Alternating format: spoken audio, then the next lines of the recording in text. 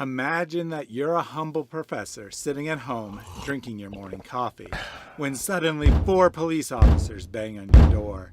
They demand to know about the dangerous thoughts you expressed in a recent YouTube video. After conversation, they admit everything you said is factually accurate and you've done nothing wrong.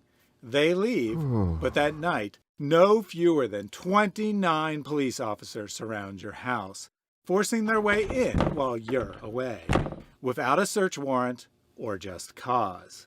29 police, like you're a criminal mastermind with an arsenal of weapons and goons they must fight their way through. 29 officers apparently needed not to stop human trafficking or another heinous crime, but rather to stop a simple thought crime. When you return, you're arrested on the spot, under an arrest warrant that won't even be written until the next day. Is this some dystopian sci-fi movie warning against the dangers of censorship? No. This is contemporary Indonesia, where a prominent YouTuber was arrested in December and hasn't been heard from since. His only crime? Telling the truth about Islam's most trusted sources.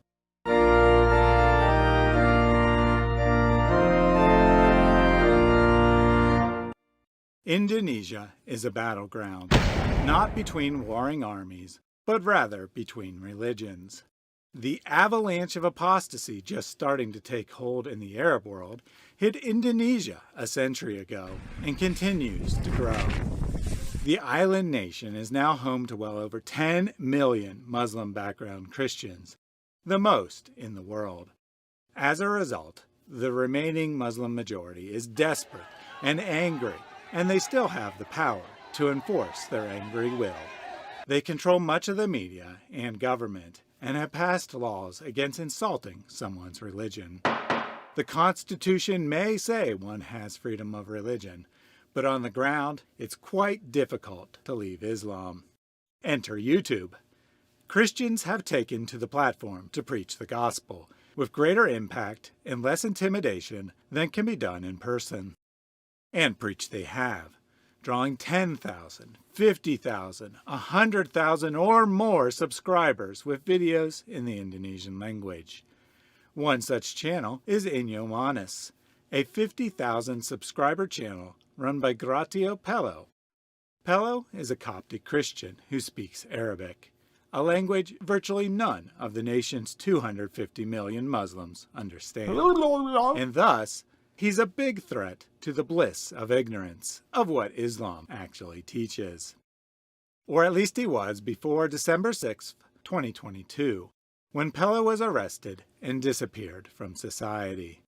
The story begins several months prior. On February 23rd, Pello published the 248th installment of his podcast, Critiquing Islam. The subject of the day is Muhammad's adopted son, or perhaps I should say, formerly adopted son, Zayd, and his wife, Zainab. According to Islam's most trusted sources, Muhammad went to visit Zayd and found his beautiful daughter-in-law scantily clad. His heart leapt, and he desired her, but he resisted the temptation. Fortunately, Allah corrected Muhammad and said the Prophet had no right to refuse Allah's gift of yet another wife to add to his growing pile of wives, far in excess of the 4 the Quran allows. Zayd, wanting to please his adopted father, divorced Zainab, and all was good. Except it wasn't. It seems Muhammad's contemporaries found this act vile and disgusting, so Allah revealed that Muhammad had to marry Zainab to solve the age-old problem that no one ever actually had. The question, whether it was okay to marry the ex-wife of your adopted son. The controversy raged on, so Allah solved things once and for all by abolishing adoption, thus removing any kinship relationship between Muhammad and his bride, along with the supposed reason for the marriage to have been prescribed to begin with. These facts which again come straight from Islam's most trusted sources and even made their way into the Quran as divine revelation, angered Indonesian Muslims who caught the podcast. Instead of getting angry with their disgusting prophet or angry at their own sources for recording the incident, they got angry at Pello and demanded he be silenced. Defiantly, the brave Pello, who worked as a professor at a small Christian college in East Java, challenged Muslims to have him arrested. Pello apparently believed the law would be upheld, and he'd face no penalty for simply reporting the truth of what Islam's own sources teach. When 4 police visited him on the morning of December 6th, it appeared he was right. They questioned him at length about the video, but could find nothing that was untrue in what he had said, and they left. However, they returned that afternoon with a summons to appear for further questioning on Friday, December 9th. No doubt Pello was feeling anxious about being summoned, but what could he do except continue his normal life the best he could? He left his young child at home with Grandma and went grocery shopping with his wife as planned. While he was away, the police moved in. One car after another arrived. A YouTuber making podcasts is far too dangerous for 1 or 2 police to deal with. Better call in the whole station, 29 police in total, and surround the house. Who knows? He might brainwash his way out of the arrest without such a show of force. And there's no time to get an arrest warrant.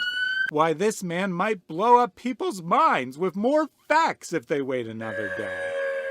Soon, an officer lost patience and broke down the house's door. Police rushed into the building as if it was a SWAT team raid to end a hostage situation. They screamed and yelled at the elderly woman and the young boy, demanding to know where the dangerous criminal was hiding. The man who dared to speak the truth about Muhammad must be found. It may seem like outrageous police brutality, but who can blame them, really? The Muslim officers were no doubt just thinking of the example their prophet left. Muhammad had a 100-year-old man killed for writing poems about him, and had slave girls executed for singing songs.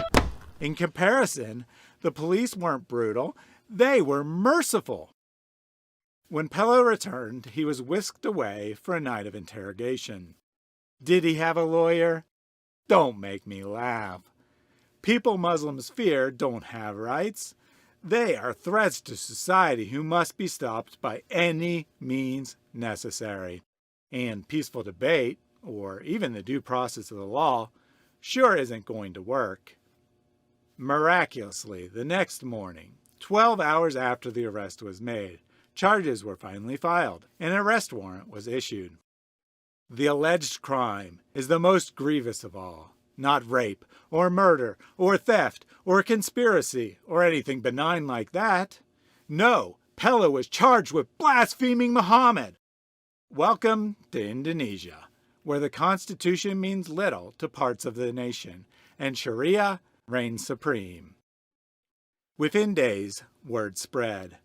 Muslims took to social media to celebrate their victory. Today was a day they would not be humiliated by having their own sources read to them.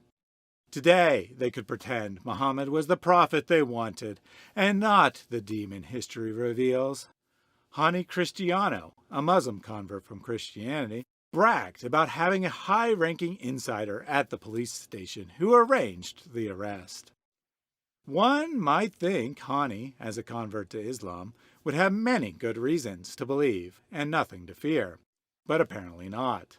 Apparently, force is all that matters to him, much like the original converts to Islam 1400 years prior, who either wanted their share of the war booty or feared Muhammad's armies who were seeking it. Other converts expressed the same on their channels, relief over their arrest and joy over the presumed suffering. Where is the peaceful Muslim who believes he has the truth and is unafraid to answer questions? Where is the loving Muslim who wants the best for his fellow man no matter what? Not in East Java, a region gripped by unparalleled Islamophobia. Fear of Islam from Muslims who hate what it teaches. but are too cowardly to face the corrupt police ready to enforce Sharia. As of early February 2023, no one knows what happened to Gratia Pello. He was quickly transferred to a larger city, but hasn't appeared in court since. His family hasn't heard from him in weeks, and the Inyomanis channel has gone silent. I don't know what will become of Pello. Perhaps he'll get a fair trial and be released. Perhaps he'll be locked away for many years. Or perhaps he'll simply remain disappeared because an officer took the law into his own hands and ended the threat. Whatever happens to him, however, I know that it's too late for Islam.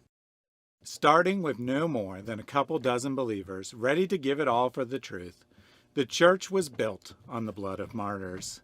In less than 400 years, it had conquered the most powerful empire in the world, with nothing but a powerful message backed by the truth and the power of the living God. Today, the world moves much faster. The global avalanche of apostasy started when the gospel arrived in Indonesia just over a century ago. How long can Islam, a religion dependent on secrecy and ignorance, continue to stand in the face of what are now 28 million Indonesian Christians, nearly half of which come from Muslim backgrounds? Jihad is failing, knowledge is growing, and Islam is on its way out of the islands.